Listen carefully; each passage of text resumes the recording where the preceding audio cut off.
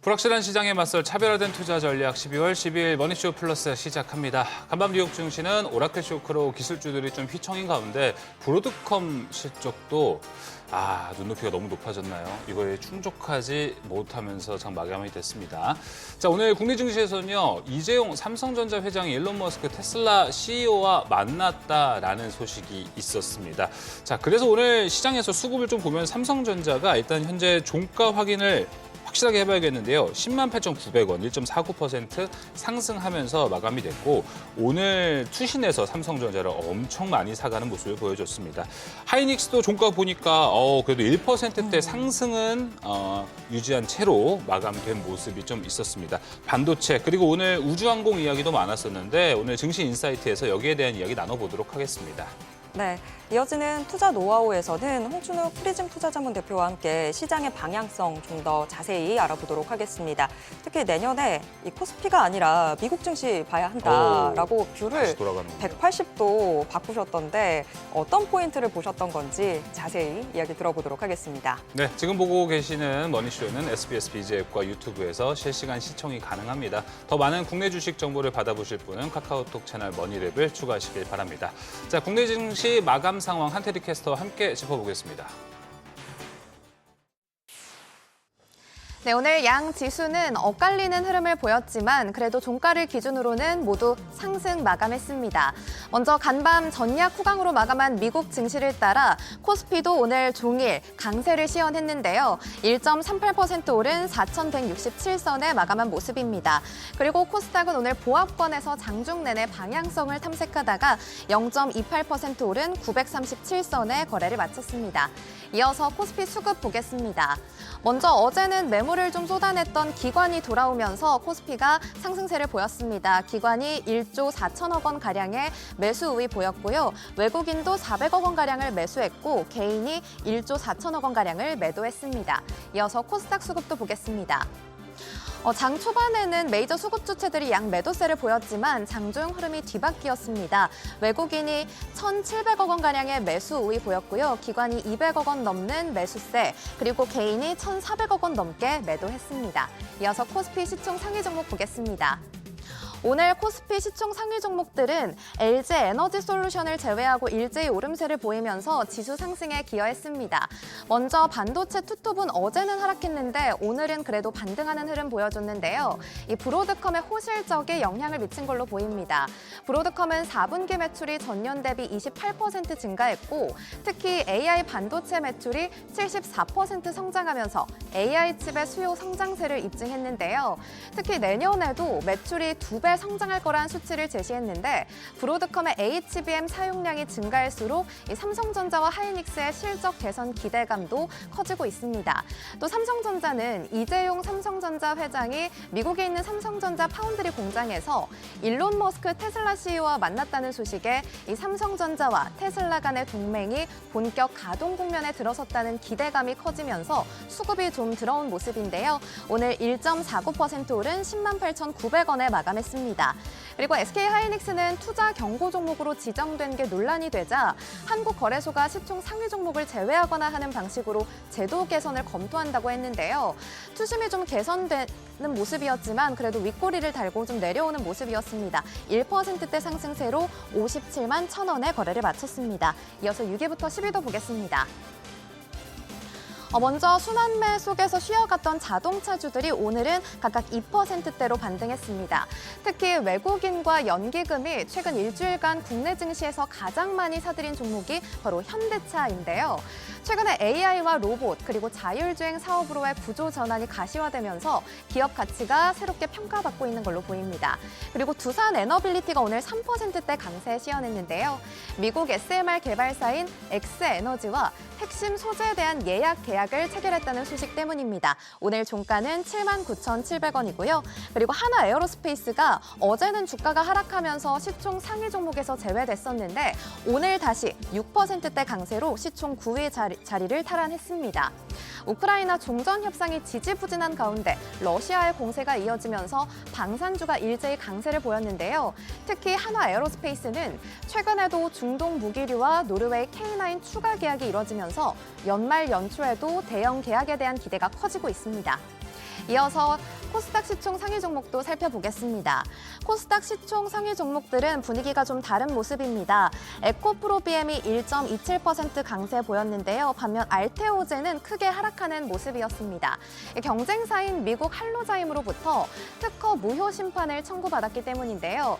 이 문제가 된 특허는 알테오젠의 피하 주사 전환 기술인 ALT-B4를 더 효율적으로 만들기 위한 단백질 생산 방식인데 그동안 할로자임은 알테오젠 대신 파트너사인 미국 머크와 특허 분쟁을 벌여왔지만 이번엔 알테오젠에 직접 이의를 제기하면서 불똥이 튄 겁니다. 오늘 4% 넘게 빠지면서 43만 3천 원에 거래를 마쳤고요. 그리고 최근 일주일간 레인보우 로보틱스에 외국인의 수급이 많이 들어왔는데 이번에도 매수세가 들어온 모습입니다. 2% 가까이 오르면서 47만 9천 원에 거래를 마쳤습니다. 이어서 6위부터 10위도 보겠습니다. 어제도 일제히 파란불을 켰던 대형 바이오주들이 오늘도 하락세를 면치 못했습니다. 먼저 리가켄바이오가 거의 6% 가까운 하락세를 보였고요. 삼천당제약도 3% 넘게 빠졌습니다. 이렇게 대형주들이 줄줄이 낙폭을 키우면서 코스닥 투자자분들은 고민이 좀 많았던 날일 것 같은데요. 그렇다면 오늘 어떤 섹터가 올랐는지 살펴보겠습니다. 먼저 오늘 우주항공 관련주들이 시세를 분출했습니다. 미국 스페이스X가 내년에 IPO를 준비한다는 소식이 전해진 이후로 우주항공 산업에 대한 재평가가 빠르게 이뤄질 거란 관측이 나오고 있고요. 또 윤영빈 우주항공청장이 누리호와 궤도 수송선을 활용해 2029년에 달 통신을 위한 궤도선 발사에 도전하겠다고 밝혔습니다. 특히 스피어는 미국 글로벌 우주항공 발사업체와의 공급 계약 체결 소식이 전해지면서 오늘 19%대 강세 시현했습니다. 종가는 11,360원이고요. 이외의 종목들도 모두 일제히 오름세로 마감했습니다. 그리고 최근 국내 증시에서 로봇주가 유독 강세를 보입니다. 한국과 미국 정부 모두 로봇 산업 육성 의지를 강하게 드러내는 덕분인데요. 특히 최근에는 미국이 중국산 라이다의 단계적 퇴출을 추진하면서 자율주행과 로봇 생태계 전체 공급망을 재편할 걸로 기대되고 있습니다. 이에 따라 오늘 자율주행과 로봇 관련 기업인 클로봇과 서진 오토모티브 그리고 유진 로봇까지 모두 두 자릿수대 강세 시현했고요. TPC와 TXR 로보틱스까지 관련주들이 일제히 오름세로 마감했습니다. 오늘 달러원 환율은 70전 오른 1,473원 70전에 마감했습니다. 최근에 금리가 인하되면서 한미 금리 격차가 축소되기는 했지만 그래도 환율 상승 압박이 다소 줄어들었지만 달러 수급 요인이 해결되지 않으면 원화 가치 하락을 제대로 막긴 어렵다는 분석이 나오고 있는데요. 이러한 상황 속에서 앞으로의 환율 추이는 어떻게 이어질지 계속해서 지켜봐야겠습니다.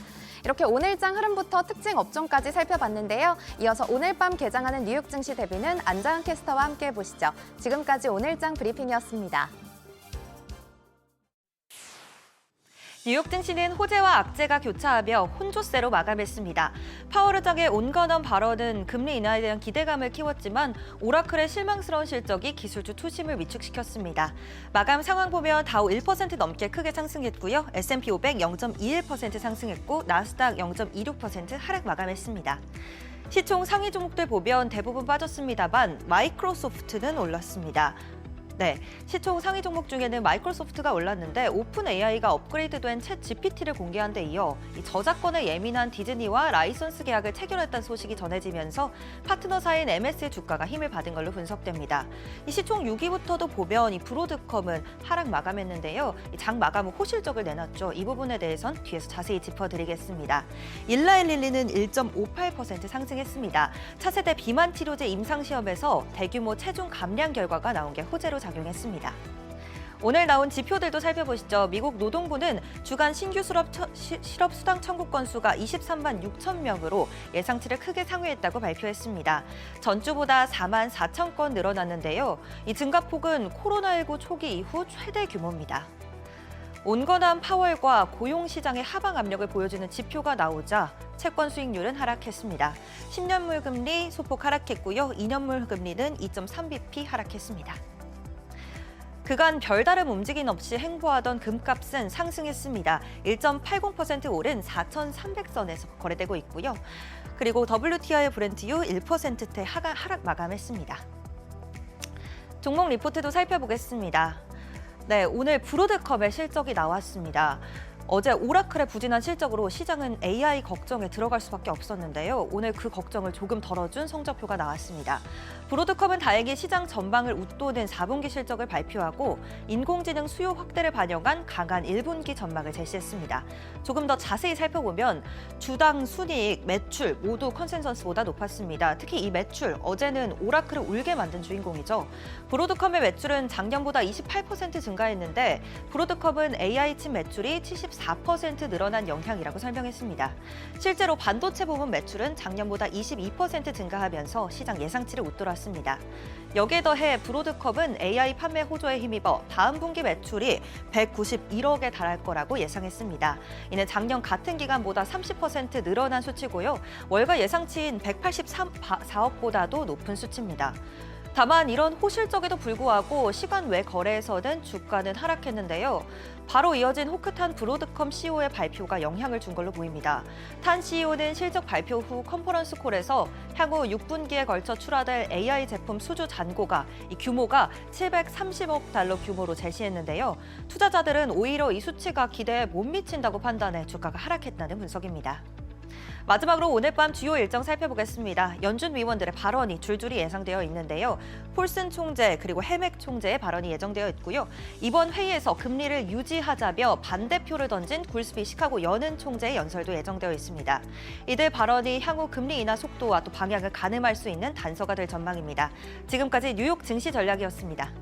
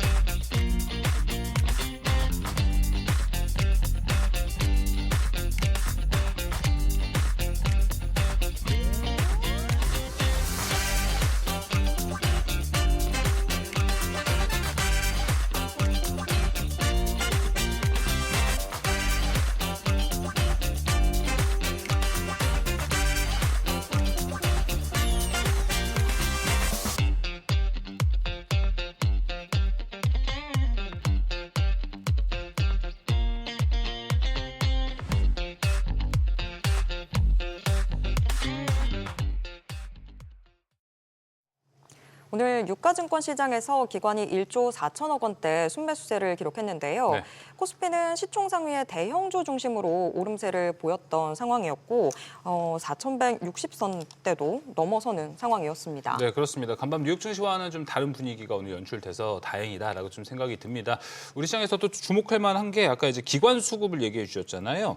외국인이 장 막판에 동시 효과에서 원래 그 전에 1,200억 원 가량을 이제 매도를 하고 있었는데 지금 보니까 469억 원으로 매수 전환이 됐습니다. 한 1,600억 원 가량을 막판에 더 샀다.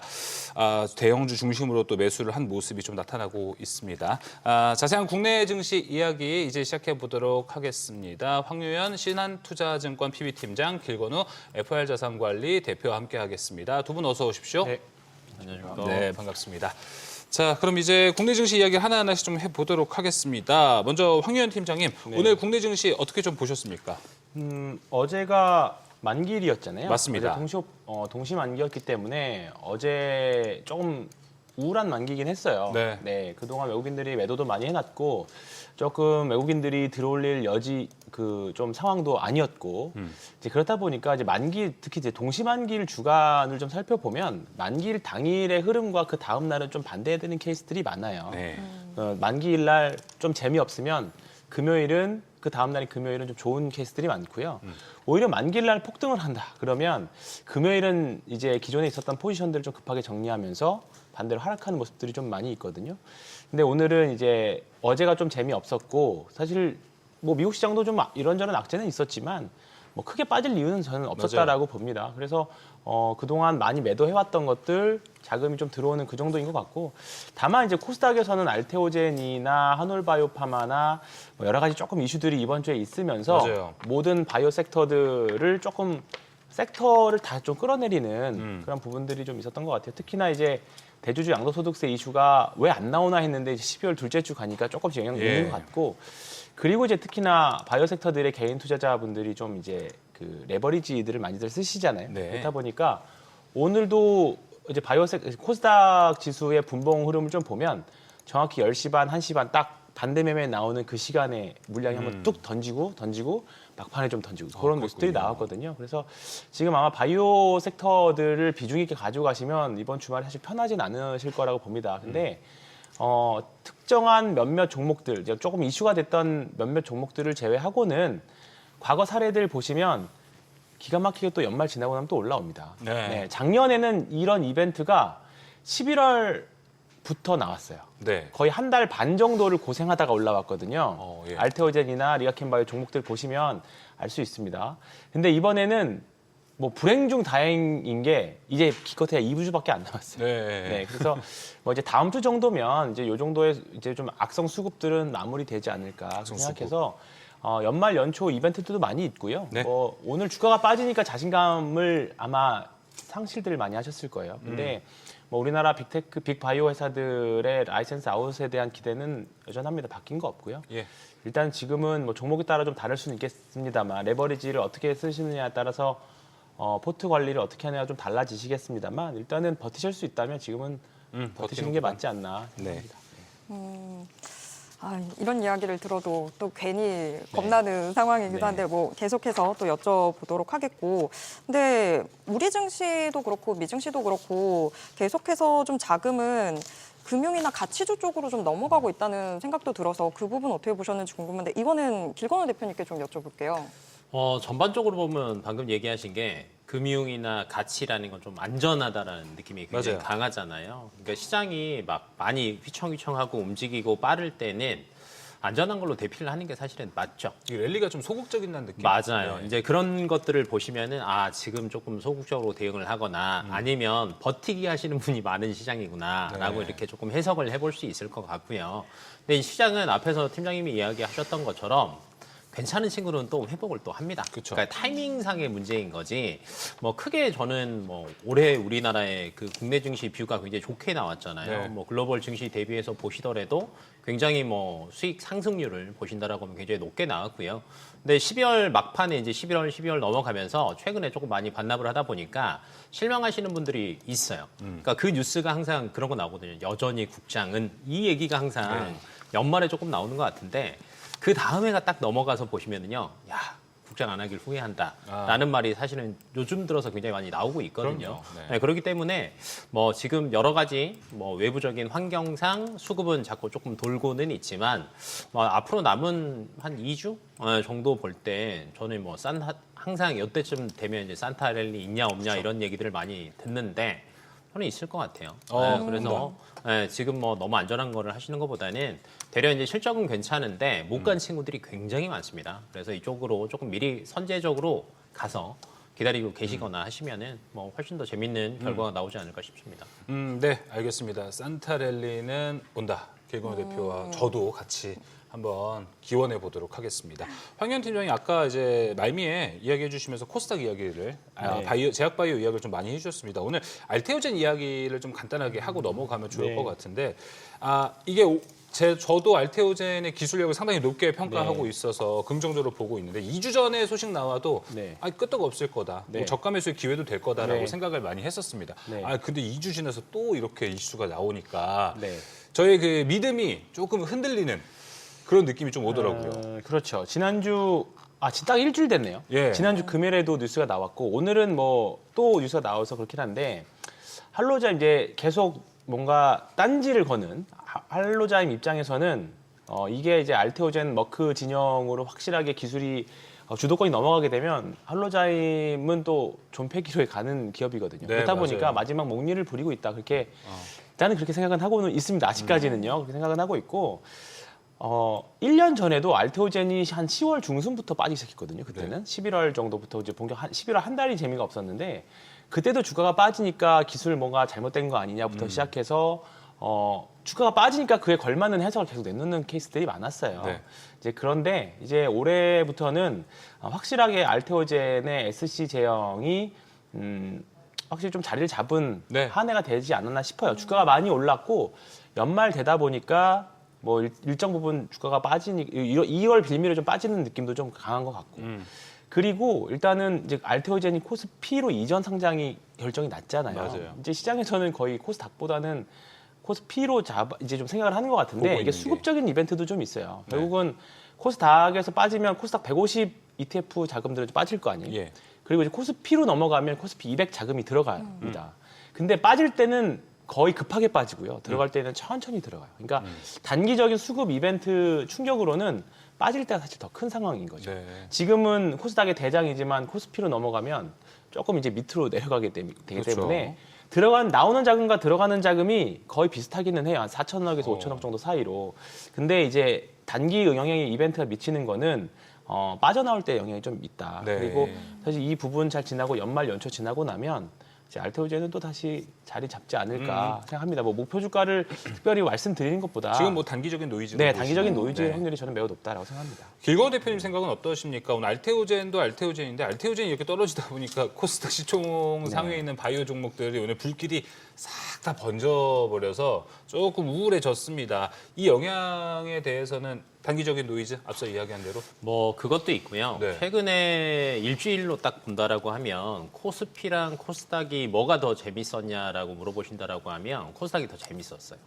네, 코스피가 조금 소외가 많이 됐었고 맞죠. 근데 이제 코스닥이 최근 들어서 뭐 2차 전지도 그렇고 바이오도 그렇고 올라온 종목들 굉장히 많고요. 특히 로봇주들. 맞습니다. 네, 근데 이게 2주, 3주를 끌고 갈 수 있는 시기냐라고 물어보신다라고 하면 그거는 조금 아닌 것 같아요. 네, 그러니까 단기로 보는 단기적으로 보는 거죠. 그러니까 이게 코스닥에서 조금 재미를 보고 이제 다시 코스피로 조금 넘어가는 시점이다 보니까 그런 게 시장에서 조금 나온 것 같아요. 뭐 바이오에 무슨 일이 있다, 뭐 2차 전지에 무슨 일이 있다, 로봇에 무슨 일이 있다 이게 아니라 그러니까 수급상 그런 구간이다라고 이제 개인적으로 저는 해석을 하고 있고 뭐 알테오젠 뭐 조금 더 붙이자면 저도 굉장히 단기적인 노이즈로 계산합니다. 왜냐하면 이제 SC 제형 자체가 이게 정말 문제가 됐다라고 하면 이미 그 전에 끝났어요. 네. 지금까지 돼서 마지막 정도 와서 이렇게 얘기할 거리가 아니거든요. 그리고 이제 독일 쪽에 대한 매출 비중도 알테오젠이 그렇게 크지 않아요. 2% 되는 걸로 네, 알고 뭐 있습니다. 그래도 이제 뭐 나머지 정도에서 어느 정도 네. 해결이 되고 여기서 분쟁 이슈만 사라진다라고 하면 저는 충분히 더 갈 수 있을 것으로 보고 있어서 뭐 이제 지금 뭐 코스닥도 이렇게 하루 정도 빠지면 사람들 네. 생각에 아 역시 코스닥은 안 되나 또 이렇게 생각하실 수 있는데 그건 아니다. 아주 단기적인 네. 노이즈다. 네, 시장에서 조금 왔다 갔다 시소를 코스피랑 코스닥을 왔다 갔다 네. 하고 있는 구간이다라고 해석하시면 좋을 것 같습니다. 알겠습니다. 더 나아가서 할로자임의 이 특허 만료 기간이 곧 다가옵니다. 맞아요. 그렇기 때문에 우리 모 줄 타는 사람이죠. 보챈다라고 하잖아요. 지금 할로자임 모양이 딱 그렇습니다. 좀 이렇게 버티고 있는 알테오젠 잘 버티면서 또 국내 투자자들에게 꿈과 희망을 잘 줬으면 좋겠습니다. 자, 그럼 이제 국내 섹터들 하나하나 좀 짚어보겠습니다. 오늘 반도체 이야기를 안 해볼래야 안 해볼 수가 없습니다. 자, 어제 브로드컴의 어닝 서프라이즈가 있었습니다. 홍현 팀장님, 시간에서 브로드컴은 엄청나게 하락을 하고 네. 있습니다. 어닝 서프는 좋았는데 이 컨콜에서 네. 이 수익에 대한 보수적인 코멘트가 네, 있었다고 하네요. 네. 이게 영향이 그렇게 컸나요? 글쎄 뭐 에이직칩과 관련된 내용들은 좋았는데요. 네. 뭐 어떻게 보면 아까 서두에 뭐 국장이 그렇지라는 표현했는데 뭐 미국 시장도 세로는 많이 나옵니다. 예, 세로는 딱 나왔어요. 이것도 저도 처음에 실적 발표하고 나서 되게 좋게 나왔다. 그래서 그때 쫙 솟아 올라가는 걸 봤는데 잠깐 다른 거 하다가 봤더니 이거 왜 이래 이렇게 돼 있었거든요. 근데 이런 에이직칩 앞으로는 이제 진짜 피지컬 AI 가면서 에이직칩의 수요는 저는 훨씬 더 많이 늘어나야 된다고 보거든요. 예. 그것에 대한 지금 주식에 대한 반응은 로봇으로 나오고 있는 상황입니다. 근데 앞으로 갈수록 이제 엔비디아는 분명히 점유율은 조금씩은 떨어질 거예요. 이제 갈수록 근데 다만 이제 실적도 좋아지고 근데 그 주가의 탄력적인 모습들은 아마 에이직칩과 관련된 내용들, 피지컬 AI와 관련된 내용들, 뭐 이거를 활용하는 로봇 주식들이라던가 예. 대표적으로 테슬라 같은 주식들이 조금 더 이제는 기존에 만들어졌던 학습됐던 AI 데이터들을 가지고 돈을 버는 기업들은 또 다른 기업들이 나타나기 시작한 거죠. 그렇기 때문에 이번 브로드컴 주가 하락이 오늘 주가 우리나라 주식에도 크게 영향 미치지 않았던 것처럼 결국은 브로드컴이나 오라클이 하는 거는 TPU, 에이직 칩입니다. 네. 그죠? TPU로 대변되는 에이직 칩이고 엔비디아가 하는 거는 GPU죠. 어떻게 보면 범용이고 에이직은 개별 맞춤형 칩이라고 보시면 되는데 결국 필요한 건 삼성전자와 하이닉스, 마이크론 H칩입니다. 이 세 가지 세 회사들이 내년에도 수혜를 여전히 볼 거라고 네. 봐요.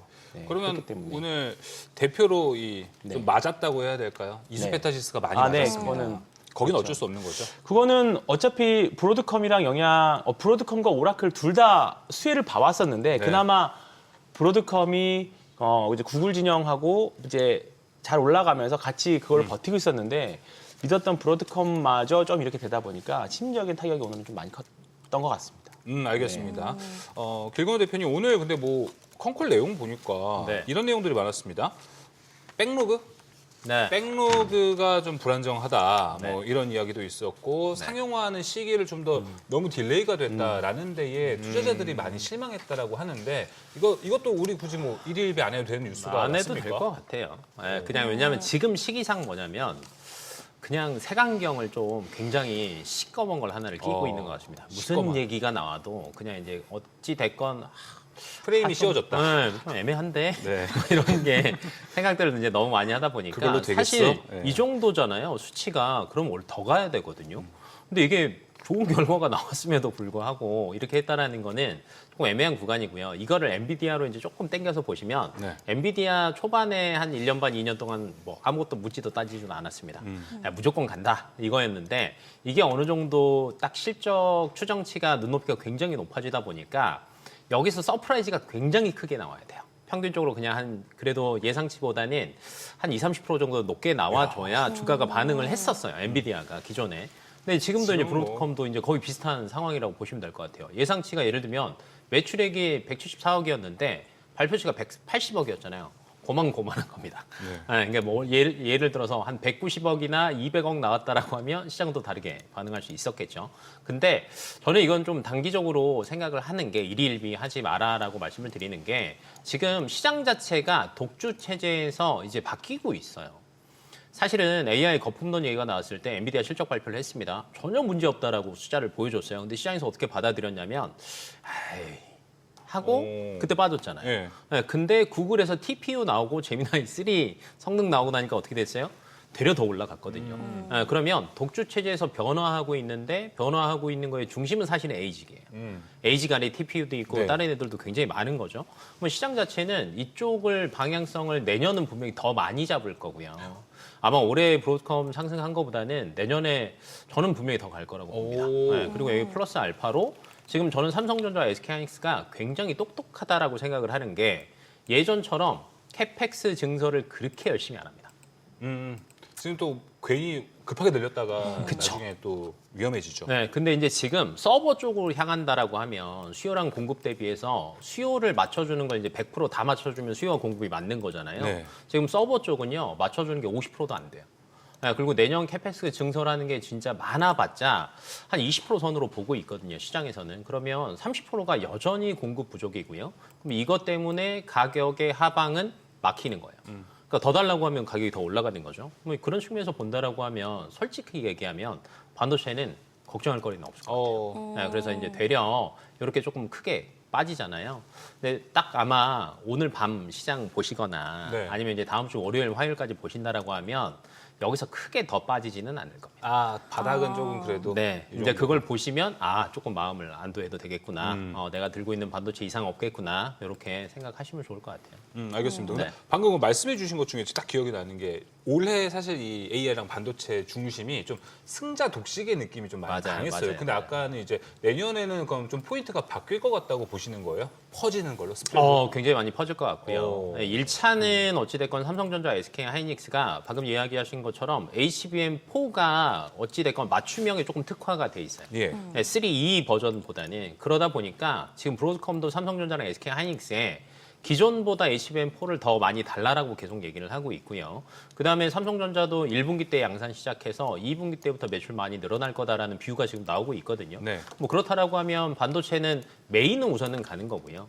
근데 이제 이 안에서 다른 애들이 조금 많이 생길 것 같아요. 흔히 얘기하면 브로드컴이 에이식 쪽은 하지만 지금 팹리스 쪽이 어찌됐건 계속 부각이 더 돼야 되는 실정이에요. 네. 국내에서도 이제 대기업이 어찌됐건 본인들 건 만들고는 있지만 그 외적으로 팹리스들이 최근에 조금 쉬었거든요. 예. 그러면 이제 이쪽도 조금 부각될 것 같고 이수 페타시스 오늘 쉬긴 했지만 최근에 증권가에서도 기판주들 관련해서 리포트가 굉장히 많이 나옵니다. 근데 내용을 종합을 해보자면 이거예요. 수요는 많아진다.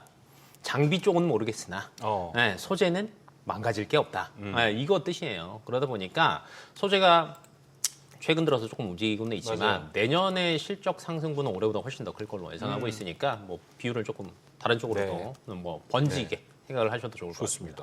확산되어가는 부분, 요거 포인트로 하나 좀 잡아볼 수 있을 것 같습니다.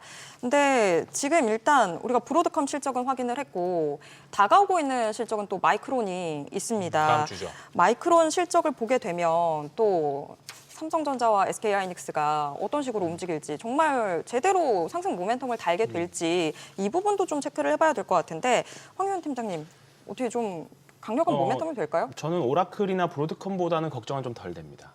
네, 오히려 차라리 칩 메이커들은 차라리 날 수 있어요. 아직까지는 요게 한 내년 이맘때쯤 가면 걱정스러울 수 있을 것 같은데, 네, 지금은 우리나라 IDM 2개 하고 삼성전자 하이닉스랑 마이크론은 계속 실적 뻗어나가는 구간일 수밖에 없습니다. 아까 삼성전자가 똑똑하다는 말씀하셨는데 과거에 이제 증설을 너무 선제적으로 하다가 뒤인 경험이 많아서 네. 그래서 지금 삼성전자가 그러는 부분들이 많이 학습이 된 것 같아요. 덕분에 지금 소부장들이 증설이 없으니까 소부장들이 힘을 못 쓰는 거와 연동돼 있는 거거든요. 근데 이제 이렇게 되다 보면 결국은 이 큰 회사들, 삼성전자, 하이닉스, 마이크론에 대한 수요는 계속 늘어날 수밖에 그쵸. 없을 거라고 봐요. 그래서 일단은 HBM이 일단은 뭐 TPO가 됐든 GPO가 됐든 지금보다 조금 더 대중화돼서 또는 빅테크들이 쉽게 구할 수 있을 때까지는 일단은 실적 걱정은 아직은 없을 거라고 봅니다. 실적 네, 걱정은 그래서 없다. 저는 이번 주에 큰 이벤트가 5개가 있었어요. 저는 어떻게 정했냐면 일단은 FOMC 있었고. FOMC 있었고요. 우리나라 선물 동시만기 있었고 네. 두 회사 실적 발표 있었고 오라클과 또, 브로드컴. 네, 그리고 GPT 5.2 공개가 있었어요. 근데 맞아, 그게 그렇겠죠. 화요일이었는데 이제 어젯밤에 발표. 왜 저는 오늘 알았죠? 네. 네. 근데 이제 원래는 화요일 날 한다고 했었는데 어. 늦어져서 이제 어젯밤에 한 겁니다. 근데 이제 굵직한 것들 사실 그렇다고 해서 사실 제미나이보다 더 뛰어나다고 했지만 사실 뭐 마이크로소프트가 오르는 것도 아니었거든요. 네. 그러니까 굵직한 것들이 일단 다 지나갔고요. 다음 주부터는 뭐 이제 악재가 갑자기 나오는 거 빼고는 이제 특별히 사실 없을 것 같아요. 그래서 마이크론도 실적도 예를 들어서 만약에 브로드컴이 다음 주에 발표했으면 차라리 날 수 있을 것 네. 같거든요. 시기적으로 이제 FOMC 전후였었기 때문에. 그런데 이제 좀 지나고 다 이제 좀 뭔가 수급이 리밸런싱 되는 그런 국면인 것 같아요. 그래서 아마 다음 주는 실적이 안 좋게 나와도 좋게 해석할 확률이 좀 더 높다. 맞아요. 역으로. 네. 주가가 떨어지니까 콩콜에서 문제가 됐다라고 그렇게 사실 갖다 붙인 거지. 주가가 올랐다면 그래서 뭐 선후 관계가 어떨지 잘 모르겠습니다. 주가가 좋았다면 그럼에도 불구하고 앞으로 성장세가 좋아서 이렇게 올랐습니다. 수식어가 이렇게 달라지는군요. 수식어가 달라졌을 거라고. 맞아요. 정확히 말씀해 주신 네. 것 같아요. 막 주가가 올라가다가 마이크론 실적 발표가 있으면 그때는 네. 진짜 우리가 세론에 대한 우려가 있을 것 같은데 요새 뭐 그렇게 공격적으로 올라가진 않았으니까 마이크론 실적 발표와 함께 긍정적으로 볼 수 있는 수급도 좀 들어올 수 있을 것 같습니다. 반대로 오늘 브로드컴도 사실 그동안 많이 올랐기 때문에 실적 발표와 함께 세론이 나왔다라고도 좀 해석을 할 수 있을 것 같습니다. 근데 저도 마이크론 실적 발표 절대 걱정을 안 하는 게 팀장님 앞서 TSMC 네. 매출은 이번 주 중에 한번 나왔었잖아요. 네, 그렇죠, 이번에도 또 우상향 25% 늘어난 이 매출이 나왔습니다. 우리나라 뭐 마이크론까지도 안 가고요. 삼성전자도 안 가고 하이닉스만 딱 봐도 그럼 하이닉스는 걱정이 없겠네라고 네. 쉽게 좀 생각할 수 있겠죠. 네. 일단은 삼성전자 하이닉스가 이번 주에 사실 투자 경고 때문에 좀 여러 가지 이슈들이 아쉬워요. 있었죠. 네. 네. 그리고 시총 2위를 굳이 투자 경고까지 붙여야 될까? 오늘 생각- 뭐 억울한 개인적으로 종목 많더라고요. 억울한 종목이 좀 많이 네. 있죠. 지금 사실 두산 에너빌리티도 붙어 있고 네. 두산 에너빌리티가 아마 다음 주에 심사 대상으로 알고 있고 아마 하이닉스가 24일인가로 알고 있습니다. 두산 에너빌티 예고인가요? 네네. 아 예. 그래서 하이닉스가 그러면 앞으로 한 2주 동안은 뭔가 큰 수급이 사실 이제 못 들어오는 거죠. 네, 뭐 그런 투자 경고에 제한이 다 되어 있어서 그래서 좀 아쉬운 부분들이 있어. 뭐 지금부터 40% 정도 올라가지 않아야 이제 풀리는 건데 아니, 사실 ADR도 있고 막 그렇죠. 그래서 이런 제도적인 부분이 좀 아쉽기는 합니다. 근데 뭐 이유가 있었으리라고 보고 사실 이 부분만 해결이 되면 네. 뭐 하이닉스는 일단은 지금은 외국인들이 이제 우리나라를 다시 들어온다라고 하면 이제 좀 최근에 11월 달에 많이 빠져나가서 걱정이다라는 말씀하셨지만 우리나라 코스피 시가총액 그 지수가 2,000대에서의 1조 매도와 4,000대 이상에서 1조 매도는 아예 달라요. 옛날 한 5천억 정도 매도와 거의 비슷한 수준이에요. 예. 그렇기 때문에 엄청나게 빠진 것도 아니다. 그리고 최근에 선물 시장에서도 계속적으로 들어오는 부분들도 좀 있기 때문에 네. 이번 주 이제 FOMC 전후로 좀 이제 시장의 색깔이 다시 좀 잡아지지 않을까. 네. 근데 대신에 코스닥은 조금 여지는 좀 남아 있겠죠. 그 수급에 대한 좀 수혜를 네. 피가 좀 보는 것 같고 이제 요 밸런스를 맞춘 시기가 올 겁니다. 네, 알겠습니다. 아우, 저도 모르게 징징된 것 같아요. 투자 경고 때문에 요새 우리 모두의 증시 마음을 보면은 같이 대변해 주셨어요, 네, 지금. 안타까움이 좀 나와가지고 저도 모르게 좀 징징댔는데 아유 죄송합니다. 자 이제 하지만 이제 또 계속해서 하이닉스 이야기를 좀 보면은 제가 옛날에 이제 하이닉스가 11월부터 엄청나게 빠지지 않았습니까, 대표님? 외국인이 엄청나게 팔았었는데 그 당시에 제가 또 방송을 진행하면서 또 이야기를 들었던 게 하이닉스로 저점 매수하는 게 좋지 않겠어요? 라는 질문에 아니 오히려 추세가 돌아가는 62만 원 정도 넘어갈 때가 오히려 더 좋은 신호가 될 수 있어 라는 팁을 한번 들어봤습니다. 근데 지금은 반대가 된 것 같아요. 그때는 투자 경고를 네. 될 줄 몰랐으니까 그렇게 아무도 되는데 지금 상상하지 사실 투자 못했던. 경고 때문에 공격적 수급 못 들어왔지 지금 밸류 충분히 62만 원 넘어가지 않을까도 생각이 드는데요. 참 애매한 구간이기는 한 거는 같아요. 네, 그러면 이제 실적 발표 상으로 본다라고 하면 문제는 없을 것 같고요. SK 하이닉스랑 삼성전자랑 마이크론이랑 본다라고 하면 마이크론이 뭐 실적이 크게 나빠지지 않는 한 삼성전자랑 SK 하이닉스에 크게 주가에 영향을 저는 개인적으로는 안 미칠 것 같고요. 그러면 얘 자체들의 실적을 비율을 볼 건데 이제 상승률을 볼 것 같아요. SK 하이닉스가 작년 동기 대비해서 얼마나 더 올랐느냐. 삼성전자가 작년 동기 대비해서 얼마나 더 올랐느냐. 그러니까 상승폭이 SK하이닉스가 꾸준하게 매출은 잘 하고는 있지만 기존보다는 조금은 줄어들 수도 있을 것 같아요. 기대치보다는. 네. 네, 그렇다라고 하면 주가는 아까 이제 62만 원 딱 돌아서면 괜찮을 거야. 근데 이제 여기에 투자 경고까지 이제 지금 그쵸. 상황에서 딱 들어왔으니까 다 이제 소급 적용해서 그렇죠. 네. 그러면 반대로 생각하면 요 구간에 잠시 머무를 수 있다라는 겁니다. 네. 그러면 SK 하이닉스보다는 저는 개인적으로는 삼성전자가 11만 원을 뚫는 게 훨씬 더 빠르지 않을까. 그렇죠. 더 네. 가깝죠. 네, 훨씬 더 가깝고 그다음에 이제 현재 삼성전자의 뷰에 나쁜 이야기들이 전혀 없습니다. 오히려 지금 이슈 호재는 더 많아지는 상황 아니에요? 훨씬 더 많아지고 있고요. 이제 실적 구간이라고 저는 보거든요. 그럼 이제 이 실적 구간에서 얼마나 서프라이즈하냐 이거인데 지금 삼성전자 예상치 나온 게 보면 거의 그 반도체 쪽만 본다라고 하면 작년 4분기 대비하면 거의 한 5배예요. 네, 3, 4분기 예상 실적이 거의 5배 정도 늘어나는 건데 그러면 저 같으면 외국인 똑같이 삼성전자, SK를 둘 다 보는 것보다도 제한적인 수급이라고 가정을 해본다라고 하면 삼성전자의 손을 훨씬 더 빨리 드는 게 낫지 않을까. 네, 그리고 HBM4 관련돼서도 SK하이닉스는 이제 우리가 흔히 얘기하는 1등이었잖아요. 맞아요. 그러면 1등은 사실 계속 1등하는 게 당연한 거예요. 근데 2등이 점수 조금 오르면 어떻게 돼요? 야 그래 너 1등 이제 노려볼 수 있겠구나. 보인다 너. 너 이제 가능성이 보인다. 그러면 주식은 사실은 가능성에 베팅을 한다라고 가정을 해본다라고 하면 힘은 되려 이제 삼성전자가 훨씬 더 셀 것 같고 SK 하이닉스는 당분간은 60만 원대에서 조금 이렇게 숨고르기를 해야 되지 않을까라고 보고 있습니다. 네, 오늘 수급이 그걸 딱 대변하지 않나 이렇게 좀 생각이 듭니다. 자, 오늘 기관이 삼성전자를 거의 3,300억 원 샀고 하이닉스를 1,400억 원 가량 샀습니다. 외국인과는 좀 다르지만 기관 쪽에서 지금 다시 반도체를 담고 있는 모습 말씀 전해드리겠고요. 자, 그럼 반도체는 이걸로 한번 정리해 보겠습니다. 지금 이 삼성전자와 하이닉스를 제외하면 반도체 키워드는 뭘로 봐야 될까? 이 부분 한번 여쭤보도록 하겠습니다. 요새 뭐 키워드가 많죠. 소부장, 기판, HBM, TPU 이렇게 갈 수 있을 것 같은데 팀장님은 키워드 좀 어디로 보세요? 키워드는 뭐 아까 말씀드린 에이직 쪽으로 계속 보는 것 같아요. 에이직으로? 쪽으로. 네, TPU TPU. 쪽으로 보여야 되는 것 같고요. 그 결과물들이 벌써 일단은 로봇이라는 결과물로 지금 나오고 있다라고 봅니다. 네. 결국은 예전에 AI로 학습됐던 것들을 이제 출연 영역 넘어가서 이제 이거를 어디다 활용해야 될 건데 그 부분이 우리 일상생활을 바꿀 수 있는 부분에서 가장 전 주가가 익사이팅하게 나올 거라고 보거든요.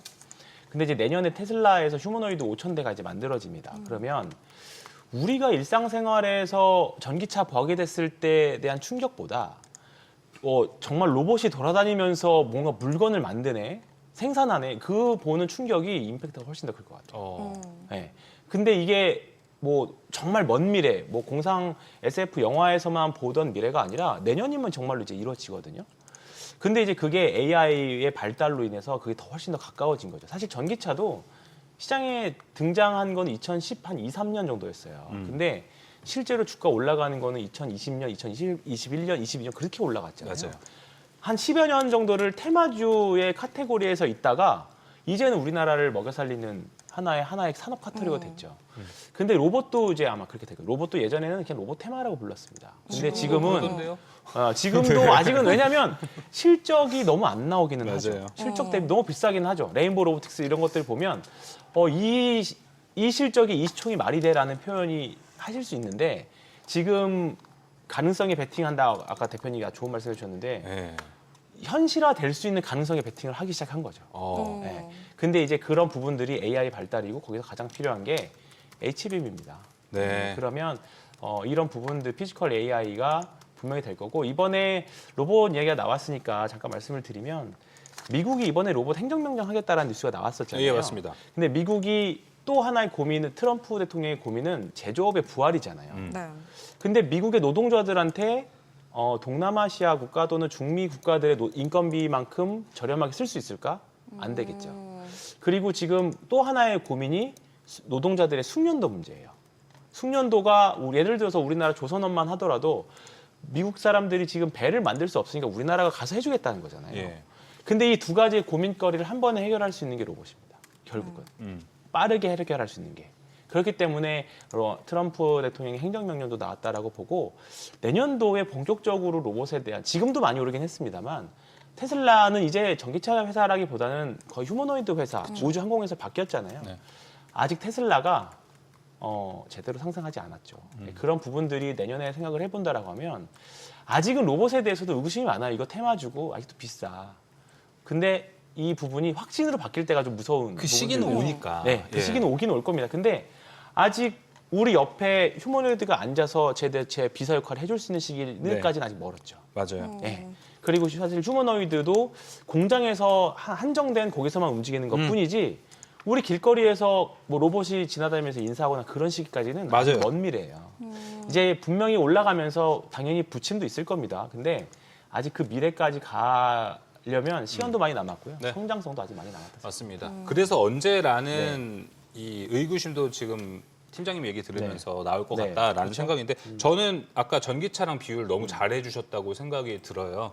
전기차가 그렇게 오랜 시간 동안 테마를 가져가다가 우리가 살면서 자동차들이 쑥 지나가잖아요. 근데 전기차가 보이기 시작했던 게 이제 한 2018년부터 그쵸? 대략 네, 그때부터였습니다. 그렇습니다. 네. 근데 전기차 엄청나게 올라갔던 게 언제죠? 2022년, 3년 그 시기에 올라갔던 거기 때문에 지금 우리 이게 로봇주는 테마성으로 볼 수는 있지만 진짜 내 옆에 지금 로봇이 하나하나씩 생겨가는 그 타이밍 그때 투자를 시작해도 늦지 않지 않을까? 저는 이렇게 좀 생각이 듭니다. 그쵸 대표님? 뭐 그렇게 하면 맞죠. 근데 이제 그러니까 지금 막 아우 급해 이렇게 들어갈 필요는 없을 것 같아요. 급하잖아요. 저요?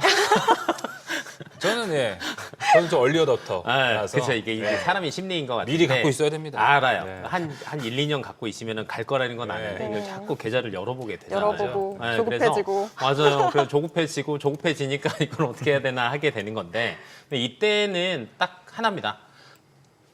사고 지우던지. 네. 기억을 지워야 돼요. 네, 기억을 지우던지 아니면 개인적으로는 어찌됐건 전체적인 뷰는 맞아요. 그러면 그때 주가가 이 여러 가지 섹터 내에서 많이 오른 거를 사시는 것보다는 네. 어차피 뭉텅거리로 같이 가는 건데 네. 왜냐면 그 안에 얼마나 많은 장비와 소재와 여러 가지가 포함이 돼 있습니까? 그럼 여기에서 야 상대적으로 여기는 왜 이렇게 빠졌지? 라는 것들을 조금 생각을 해보시는 게 좋을 것 같고 대표적으로 이제 반도체 나쁜 뷰는 현재는 없습니다. 로봇 쪽도 없습니다. 근데 이제 최근에 로봇 다 많이 올랐어요. 맞아요. 네, 뭐 대장주 우주들도 사실은 다 올랐죠. 그다음에 그 말 그대로 그 뭐죠? 액추에이터 관련된 SPG나 SPB테크 같은 경우에도 야, 이렇게까지 세게 가나라고 할 정도로 정말 많이 갔거든요. 그럼 이제 그 친구들 잡기 사실 불편하잖아요. 그러면 조금 안전한 거 반도체에서 한번 보신다라고 하면 최근에 캐펙스 아까 저희가 잠깐 얘기는 했지만 전공정은 뷰가 그렇게 맑지는 않아요. 네. 근데 후공정은 크게 달라질 건 없습니다. 오. 네, 근데 최근에 후공정 관련 주가를 보시면은 많이 눌려 있어요. 근데 여기서 더 빠지느냐를 보시면 차트를 이제 뭐 대표적인 거 뭐 테크윙도 있고 하나 마이크론 있고 뭐 한미반도체 뭐 이런 친구들이 있을 텐데 얘네들이 그래도 저점은 조금 다지는 게 모양새가 보이거든요. 네, 그리고 최근 들어서 외국인들이 수급도 조금씩 들어오기 시작합니다. 네. 네, 그렇다라고 하면 사실은 후공정 관련된 것들은 HBM이랑 굉장히 밀접하다라는 그렇죠. 게 이제 대부분 선행학습으로 알고 계세요. 그럼 얘네들 크게 망가질 건 없거든요. 오. 네, 그러면 이제 조급하신 분들, 저. 네, 1, 2년 못 기다리시는 분들은 차라리 이제 이런 것들 보시는 것도 네. 좋은 투자의 방법이지 않을까. 맞습니다. 네. 아주 좋은 얘기를 해주신 것 같습니다. 저희가 반도체 이 투자 아이디어까지 이야기를 해봤고 어떻게 하다 보니까 로봇 이야기도 좀 나눠봤습니다. 쓰기엔 그 어제 하나증권 박승진 실장과 나눴던 이야기 기억나요? 어제 저희가 진짜 이 시간에 내년 뭔가 좀 새롭고 신선한 프레시한 재료 없을까 이야기했는데 이 자리에서 우주항공 이야기를 하고 하셨습니다. 프레시할 것 같다. 근데 저희도 전적으로 다 동의를 했는데 오늘 움직이더라고요. 이렇게 머니쇼 플러스가 이렇게 빠릅니다. 미리 앞서가죠. 머니쇼 플러스가 이렇게 빠릅니다. 그래서 우주항공도 이야기를 좀 해보면 좋을 것 같습니다.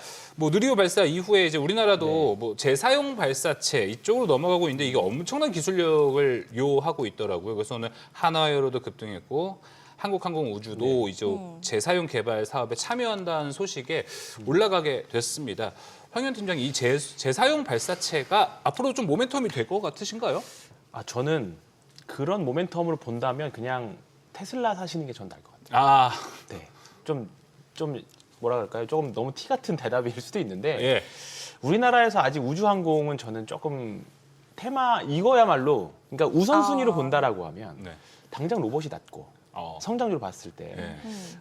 최근에 뭐 그런 예전에 이제 우리나라도 뭐 우주항공청 같은 여러 가지 제도적인 준비들을 많이 하고 있습니다만 맞습니다. 정말 아직까지는 저는 개인적으로는 테마주 그러니까 실제 사업과 상관없이 지금 주식들은 테마주의 모습의 전형을 좀 가지고 있다라고 봐요. 오늘 뭐 개별 작은 소형주들 우주항공과 관련된 소형주들이 좀 오르고 막 급등하긴 했습니다만 이게 뭐 다른 바이오가 빠져서 수급적인 영향도 좀 있을 거고요 분명히. 네. 근데 제 생각으로는 전형적인 테마주 영역이다 아직까지. 전형적인 테마의 네. 영역이다. 네. 대표님 의견도 물어봐야겠죠? 저도 거의 큰 뷰는 비슷합니다. 뭐 이유인즉슨 발사체는 우선은 기억에서 지우세요.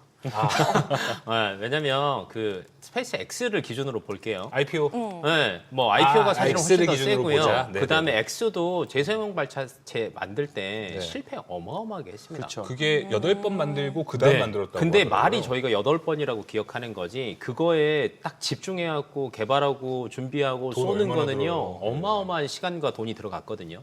근데 우리나라가 이제 어찌됐건 뭐 하나 에어로스페이스나 뭐 카이 같은 경우가 정부 사업을 같이 했어요. 기술 이전도 지금 하고 있고 저 빨라봤자 10년 봅니다. 10년 빨라봤자. 네, 그러면 우리나라 입장에서는 차라리 이 안에서 그래도 나는 그래 너는 그렇게 얘기하지만 난 그래도 역시 뷰가 좋아라고 생각하신다라고 하면 차라리 인공위성이 낫죠. 이유인즉슨 재사용 발사체를 만드는 데는 기간이 오래 걸릴 건데 그럼 우리나라 우주항공 관련된 기업들 같은 경우에는 여기는 꾸준하게 개발을 하겠지만 돈을 버는 거는 위성체가 훨씬 더 빠를 거예요. 그렇죠. 왜냐면 그냥 우리나라 거에 쏘지 말고 다른 애들 쏠 때 같이 보내면 되잖아요. 그렇군요. 네, 그렇다라고 하면 그리고 인공위성 쪽에서는 지금 실적 나오고 있는 기업들도 있고요. 이번에 이제 스페이스X에 이제 상장하니까 이게 훈풍이 조금 들어오는 것 같은데 스페이스X의 대부분의 매출은 어디서 나오냐? 인공위성, 적게도 인공위성 통신 사용료에서 네, 나옵니다. 맞습니다.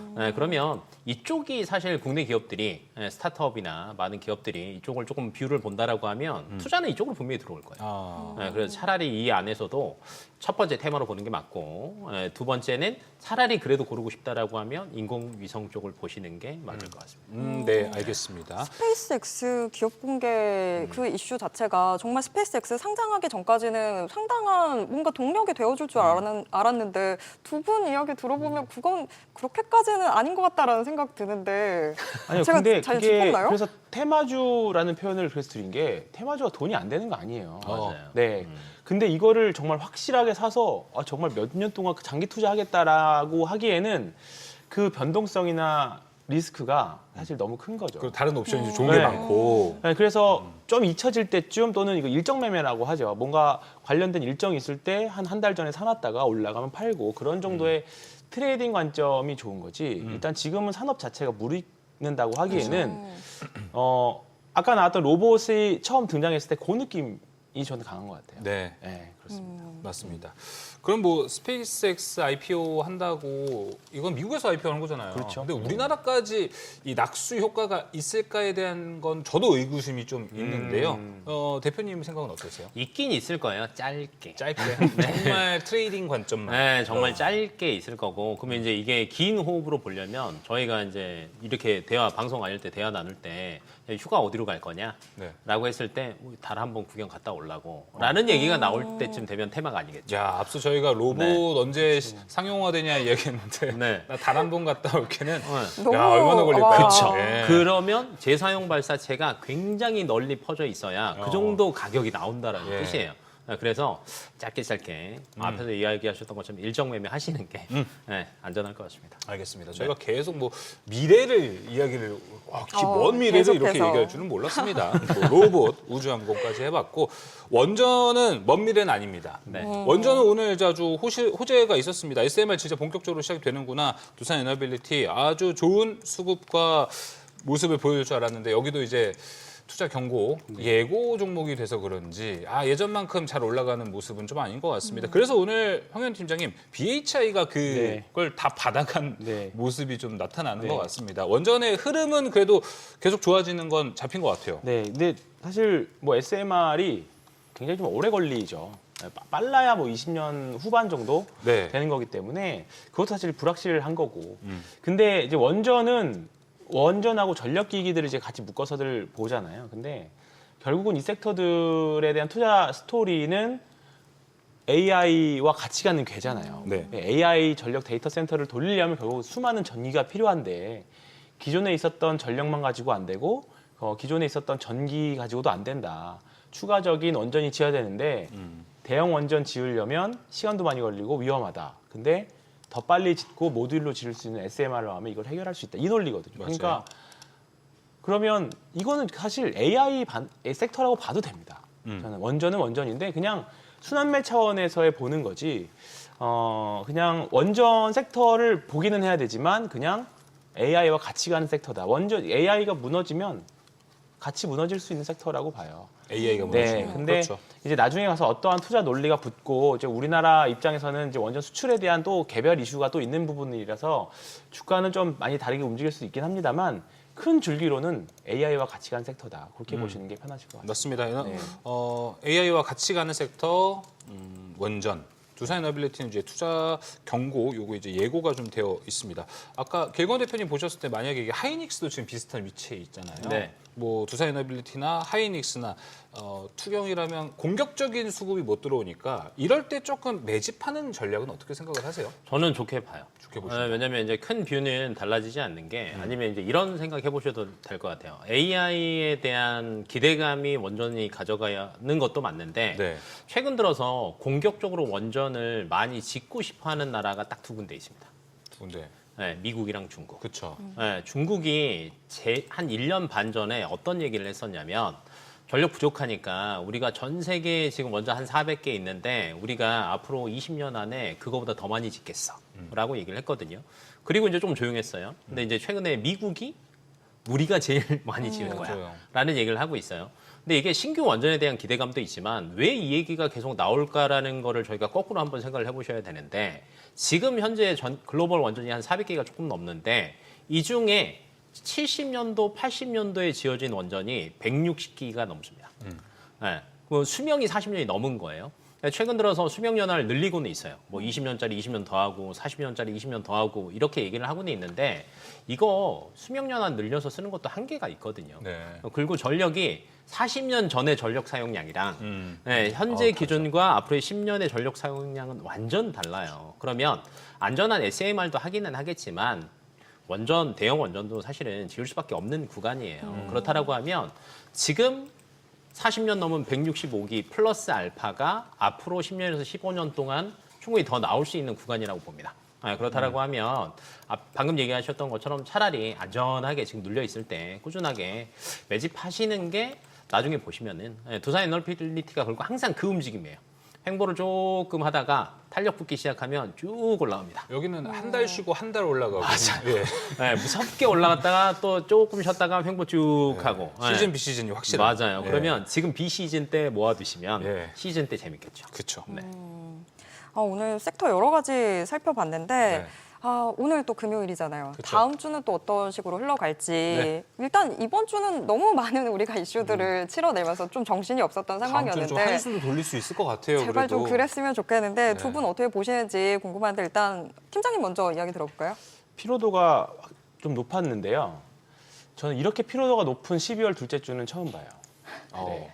그랬나요? 네, 왜냐하면 원래 11월 말까지 대부분의 기관이든 외국인이든 11월 말까지 운영하다가 이제 그만하고 지금 사실 실제로 여의도 아침에 가면 맞아요. 한선해요. 되게 한산합니다. 네. 새벽에. 그러니까 새벽에 가면 여의도 분들이 다 이제 일찍 출근하긴 합니다만 새벽에 이렇게 한산한 때가 없어요. 요즘에. 왜냐하면 11월 말까지 북클로징하고 이제 따뜻한 나라로 다들 휴가 가시거든요. 맞아요. 네, 왜냐하면 평가도 다 끝났고 뭐 금융기관들도 이제 평가는 거의 11월 말에 끝나요. 12월은 이제 쉬면서 내년도 준비하고 이제 이런 뭐 좀 작은 종목들 매매하고 그런 시즌인데 이번 주에 종목들이 엄청 변동이 많이 심했죠. 이벤트들도 많고 그리고 좀 평소와 다르게 코스닥의 바이오가 오늘은 좀 힘들었지만 지난주까지 굉장히 좋은 흐름이었어요. 원래 12월은 쉬는 주간인데. 그래서 원래 12월 둘째 주, 셋째 주까지는 이런 뭐 대조주 양도세 이슈들, 그다음에 큰 수급들이 쉬는 주간이요. 통틀어서 좀 한산해야 정상이에요. 근데 좀 힘들었습니다. 근데 다음 주 정도면 이제 이벤트도 다 끝났기 때문에 뭐 다음 주 미국도 동시만기 있긴 합니다만 이번 주보다는 좀 편할 거라고 봅니다. 네, 이번 주보다 편할 거라고 보고 연 말로 이제 월 말로 가면 갈수록 이제 다시 조금씩 코스닥 특히나 좀 작은 중소형주들이 좀 올라오지 않을까. 대형주도 그렇고. 여의도 현장의 목소리를 들었습니다. 작년 같았으면 휴가 때문에 오늘 방송 못 나오셨을 그렇죠. 텐데 지금 시장이 이래서 오늘 나와주신 거라고 우리가 감사히 또 생각을 아우, 하면 좋을 것 네. 같습니다. 근데 실제로 저는 12월 둘째 주나 셋째 주에 꼭 휴가를 갑니다. 근데 올해 진짜 안 갔어요. 다행이다. 네. 다행이다. 오늘 정말입니다. 나와주셔서 다행이다 생각이 듭니다. 네. 자, 길건우 대표님은요? 대표님. 네, 뭐 비슷합니다. 뭐 근데 이제 무엇보다도 이제 뭐 투자할 수 있는 기간으로 따지면 거의 한 2주 딱 조금 안 남은 것 같아요. 그럼 이 2주 기간에 수익이 굉장히 많이 들어올 거냐라는 걸 이제 물어보신다라고 하면 앞선 2주보다는 훨씬 더 많을 것 같아요. 왜냐하면 지금 실적 괜찮은데 못 간 섹터들이 의외로 굉장히 많습니다. 근데 이런 친구들 같은 경우에는 실적만 보여준다라고 하면 역시 그래도 안전한 게 제일이지. 아까 초반에 저희가 금융과 이제 뭐 여러 가지 가치주들로 최근에 수급이 온다 이 느낌처럼 수급은 그쪽으로 갈 것 같아요. 네. 그래서 저는 다음 주가 그래도 재밌을 것 같아요. 왜냐하면 이번 주에 저도 재미가 사실은 별로 없더라고요. 이번 주 재미 보신 분 아무도 없을 거예요. 다 별로 없어요. 그냥 버티시면 괜찮습니다. 이런 말들을 조금 많이 한 것 같은데 맞아요. 다음 주는 조금 이걸 수확할 수 있는 나머지 이슈가 되지 않을까 싶습니다. 네, 알겠습니다. 증시 인사이트 오늘 아주 국내 증시에 대한 이야기 쫙 다 훑어봤던 것 같습니다. 두 분과는 여기서 이야기 마무리해 보도록 하겠습니다. 오늘 말씀 고맙습니다.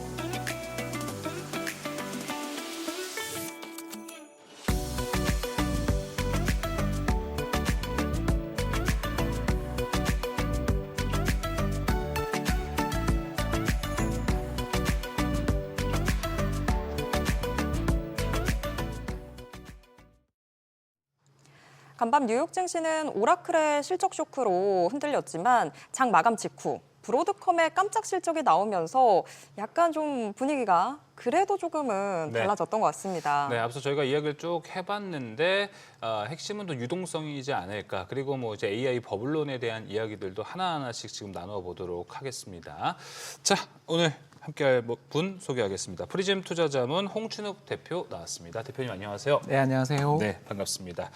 자, 저희가 앞서 이제 뭐 브로드컴 실적 발표도 이 증시 인사이트 시간에서 좀 이야기를 나눠봤고 여기에 대해서 조금 더 추가적으로 이야기를 들어보고 싶은 것도 있어서 대표님과 함께 이야기를 나눠보면 좋을 것 같습니다. 일단 실적 자체 숫자 자체는 너무 잘 나왔습니다. 그리고 이제 컨콜에서 이야기한 보수적인 코멘트 때문에 시간외에서 좀 이렇게 하락을 하지 않았나. 근데 이게 혹시 최근에 거론이 되는 AI 버블론에 대해서 와 이거 우려가 더 커지는 거 아니야? 사실 어제 있었던 오라클의 우려감을 사실 저는 브로드컴이 좀 씻어내 줄 줄 알았거든요. 그렇진 않은 모습 아직. 어떻게 보십니까? 예, 워낙 요새 찍히는 숫자들이 험악해서 그렇습니다. 험악하다. 험악하다라는 건 어떤 의미시죠? 이게 이제 세계의 이제 그 전 세계 빅테크들 사이에서 대략 한 9개 정도 되는 회사들이 지금 피 튀기는 혈투를 벌이고 있고 여기서 이제 몇 년 안에 애플하고 삼성전자 같은 그러니까 2006년 아이폰 모멘트를 저희들이 말씀을 드리거든요. 네. 예, 애플이 2006년 아이폰을 출시했을 때 아이폰 1이 100만 대 팔았거든요. 네, 그때 그래서 이제 시총 1위가 됐죠. 예, 그 한참 뒤에. 네. 예, 그때만 하더라도 이제 앱슨 모바일이 1등이었고요. 그 다음은 중국 석유공사가 1등이었습니다. 네. 이제 그런 상황에서 아이폰이 판 그걸 보면서 전부 다 장난감이라고 비웃었는데 3년이 지난 이제 그 아이폰 3GS 한국에도 들어왔던 그게 1억 대 팔렸습니다. 딱 3년 만에 이제 100배가 났고요. 그다음 아이폰 4가 나왔을 때는 10억 대가 팔렸습니다. 제가 드리고 싶은 말씀은 지금 AI에 뛰어들지 않으면 모토로라와 노키아 꼴이 날 거다라는 걸 전 세계 테크 기업들이 다 느끼고 있고 그 과정에서 이제 지난달 어마어마한 차입이 발표가 됐죠. 그래서 네. 가장 대표적인 게 이제 메타, 리마를 가지고 있는 메타가 이제 우리 돈으로 한 50조 정도 차입을 하는데 금리가 놀랍게도 6.58 정도에 찍었거든요. 네. 24년 만기 대출입니다.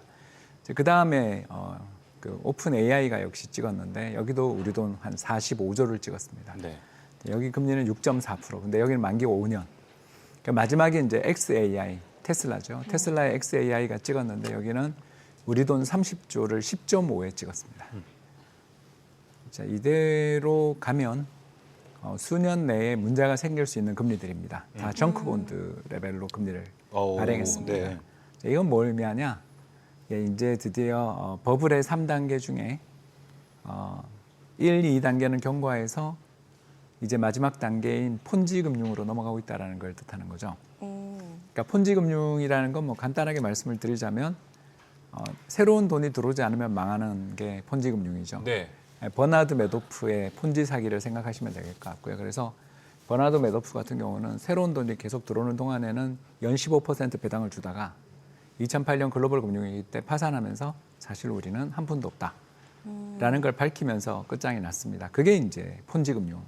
지금이 3단계에 있는 건가요? 이제 진입한 거죠. 왜냐하면 바로 그 뒤에 뭘 발표했냐면 XAI의 오너가 스페이스X 상장을 발표했죠. 네. 머스크. 예, 총액 1조 3천억 불 정도로 그러니까 우리 돈이 우리나라 1년 GDP가 1.7조 달러니까 세계 10대 경제 대국 GDP 한 70%에 달하는 어마어마한 IPO를 통해 자금을 조달하겠다고 합니다. 네. 대충 우리나라 돈으로 500조 정도 조달할 것 같은데요. 자, 이 금융의 구조를 벌써 느끼셨겠죠. 그러니까 돈 싸움으로 가는데 우리는 내년까지 장이 좋을 거고 그때 장이 좋을 때 어마어마한 IPO를 통해서 그 돈을 조달해서 이걸로 다시 XAI의 컬러서스 2가 이번에 그 정도 찍었는데 3, 4, 5를 계속 찍을 거야. 이렇게 이야기를 한 거죠. 즉 전형적인 이제 시장이 계속 오르고 주가가 계속 오른다면 우리는 이길 수 있어 비즈니스에 접어들었다라는 걸 벌써 보여주고 있는 것 같습니다. 이런 측면에서 우리가 이제 이야기할 수 있는 것은 얼마 전까지만 해도 그냥 기업들이 열심히 돈 벌어서 이자는 낼 수 있는 정도의 차입을 해오다가 이제는 드디어 뭔가 이렇게 가면 우리 이 경쟁에서 패자가 된다라는 급박한 공포심 속에 네. 금리를 상관하지 않고 돈을 빌리고 그 차입 규모를 늘리면서 더욱더 투자를 키워서 누군가 생존의 마지막 한 명이 되기 위해 싸우는 이제 일종의 헝거 게임에 들어왔다. 그렇군요. 아니, 근데 최근에 대표님 좀 뷰 포인트가 바뀌시지 않으셨어요? 미국 증시를 이제 내년부터는 더 봐야 된다라고 예. 이야기하셨는데 지금 이야기랑은 반대되는 이야기 같은데요? 예, 근데 이제 그걸 IPO를 시키려면 최근 2021년 이후에 만 4년 동안 IPO가 거의 없었어요. 전 세계적으로 우리도 LG 에너지 솔루션 이후에 대규모 IPO는 대형 IPO 대형 말씀하시는 IPO는 거군요. 올해 LG CNS밖에 없었습니다. 네. 그러니까 수십조, 수조를 다루는 IPO는 없죠. 전 세계적으로 돈이 다 말랐습니다. 그래서 올해까지 아무런 IPO가 없었어요. 근데 내년에 지금 나오는 게 여러분 잘 아시는 것처럼 오픈 AI가 들어오기 시작하고요. 스페이스X가 들어오고요. 보스턴 다이나믹스 이야기가 나오기 시작했고요. 그 다음에 엔트로픽, 오센틱까지 지금 5개가 다 내년에 이야기가 나오기 시작했습니다. 이건 뭐냐면 여러분 우리 IPO 받으려면 어떻게 해야 되죠? 계좌를 만들어서 돈을 넣어놔야 됩니다. 그러니까 아까 말씀하신 신규 자금의 융통이 여기서 나오는 거군요. 예, 여기서 이제 어마어마한 돈의 전쟁이 시작됐고 여기에 파월 의장님이 3번 연속 금리를 인하해 주시면서 아무튼 그분의 의사는 아니었던 것 같지만 9대 3이었잖아요. 그렇지만 미국이 결국 펌프질을 했습니다. 그러면서 어마어마한 돈을 밀어내기 시작하고 이 돈들이 이제 내년 이 5개 기업의 IPO에 수조 달러의 돈들이 그러니까 한국 경제 규모의 3배, 4배에 달하는 돈들이 쏟아져 들어가면서 그 돈에서 만약 IPO가 성공만 하면 새로운 투자가 시작되죠. 새로운 투자라. 예, 만약에 기존에 있었던 순환 구조죠. 그러니까요. 저는 궁금한 거는 지금까지 올려놨던 AI 쪽에서 이제 IPO가 신선하네. AI 빼고 여기로 들어가면은 이게 조삼모사가 될 수 있다고 생각하는데 거기에 대한 건 어떻게 뭐 그렇죠. 딴 걸 팔아서 들어가야 되니까. 우리도 LG 에너지 솔루션 들어왔던 2022년 초가 고점이었던 것처럼 이제 그 직전이 제일 좋은 때겠죠. 그 직전이 좋은 시기다. 왜냐하면 올려놔야 되니까요. 그리고 아마 정책 당국도 어떻게 보면 정부 주도의 작전이죠. 이걸 다 상장시켜서 이 프로젝트들이 들어가야 경제 성장률이 잘 나오고 내년 선거에서 이기니까. 뭐 그렇게 봅니다만 일단 핵심적인 대의 명분은 중국 딥시크의 R1 그리고 알리바바의 QN이 너무 세니까 최근에 벤치마크 테스트에서 챗GPT 5.0의 성능의 거의 90%까지 쫓아왔다는 이야기들을 들으셨을 겁니다. 이 어마어마한 경쟁이 벌어지는 가운데 저희는 또 오픈 소스예요. 돈 안 받습니다. 네. 공짜로 풀고 있죠. 반대로 미국은 리마, 그러니까 메타 하나 빼고는 전부 폐쇄돼 있는 구조로 유료 구조로 가고 있죠. 물론 이제 성능은 미국이 좋습니다만 쫓아오고 있죠. 네. 이 경쟁에서 이기기 위해서는 무제한에 가까운 돈들을 풀어야 되고 그 돈을 풀기 위해서는 주가를 띄워야 된다. 그리고 유동성을 공급해줘야 된다라는 거죠. 이렇게 본다면 올해 한 해 쉬었던 미증시가 그러니까 우리 대비 한국 대비 쉬었던 미증시가 내년에는 특히 상반기는 상당히 무서운 구간이 진행될 수 있다. 그러니까 우리가 2021년 그냥 IPO만 하면 따따상 나던 그때처럼 시장이 뜨거워지는 시장들이 출현하며 시장의 유동성들이 이제 고갈되고 마지막 불꽃을 태울 수도 있는. 근데 이제 그게 분산돼 들어오면 좋을 텐데 장이 저렇게 좋고 남도 잘 되는 걸 보면 계속 들어오거든요. 그래서 저도 뭐 타이밍은 모르겠습니다만 내년에 준비되어 있는 이 거대 5개 기업의 IPO의 서막이 스페이스X로부터 드디어 시작된다는 것들을 염두에 두신다라면 일단 한 6개월 정도를 본다면 좀 안타깝지만 우리 장보다 미국 장이 돈의 전쟁이 거기에 벌어지고 딴 데서 번 돈들이 전부 이제 스페이스X 공모 청약하러 가는 그다음은 오픈 AI, 그다음은 엔트로픽 청약하러 가는 그런 시기가 이제 다가오고 있다라는 그러면 생각입니다. 포트폴리오 안에서의 비중도 그 순서로 따라가면 될까요? 그건 이제 우리가 정확하게 스페이스X가 1등이라는 건 알겠는데 그다음에 어디가 들어올지를 우리가 어떻게 알겠습니까? 다만 이제 저희가 드릴 수 있는 전망에서의 한 3가지 정도 포인트가 있다면 첫 번째 내년 5월에 어떻게 누가 됐든 연준 의장은 바뀌고 케빈 히셋이 됐든 뭐 누가 됩니다. 그러면서 그 사람들이 이번에 점도표에서 스티브 마이런이 찍었던 내년 연말 점도표가 얼마인지 아세요? 2.25를 찍었습니다. 현재부터 150bp 금리 인하를 바로 트럼프 대통령의 오른팔 스티브 마이런이 찍었습니다. 그러면 케빈 히셋이 되든 아니면 스티브 바이런이 되든 아니면 베센트가 되든 누가 되든 내년에 공격적인 정책 금리 인하가 있다. 첫 번째. 금리 두 인하 번째, 누가 보더라도 최고 가장 탐나는 매물들이 시장 테이블에 올라와서 스페이스가 됐든 IPO. 오픈 AI가 됐든 들어온다. 그리고 마지막 세 번째로 봐야 하는 게 내년 11월에 중간 선거 있다. 11월 그러면 중간 재정 선거. 정책 뭐 이런 것부터 시작해서 이미 내년도 엄청난 확장 정책이고. 그러네요. 맞물린다면은 충분히 미국 시장의 상승을 또 이끌 수 있지 않을까. 그래서 이렇게. 너무 타이밍을 재려하지 마시고 일단 제가 봤을 때는 좀 그냥 올해 우리 시장이 그냥 조정시 매수였던 해였잖아요. 그런 것처럼 강세장에서는 너무 잦은 매매 타이밍을 재려고 들 필요가 없다. 맞아요. 이런 생각을 좀 하고 있는 거죠. 네, 앞서 이야기해 주신 것처럼 뭐 일각에서 S&P 500 내년에 뭐 7,700 이런 이야기도 있는데 그런 거 아무 우리가 의미 뭐 없는 이야기. 바라지 말고 그냥 꾸준하게 뭐 아유, 저는 그 적립식으로. 매년 폴을 이렇게 보는데요. 예, 이런 숫자 나오는 건 굉장히 다음 해 장이 안 좋습니다. 그렇기 때문에 그냥 재미로 우리도 네. 지금 7,500 누가 불렀잖아요. 그런 네. 것처럼 그냥 그러니까 코스닥 숫자에 의미 두지 말고. 그게 무슨 의미가 있습니까? 왜냐하면 S&P 500 지수 중에서 인제 러셀 2000이 고점 쳤잖아요. 이게 시장이라는 게 나스닥만 가는 장에서 잠깐 나스닥 쉬는 사이에 도는 정도인 네. 거지.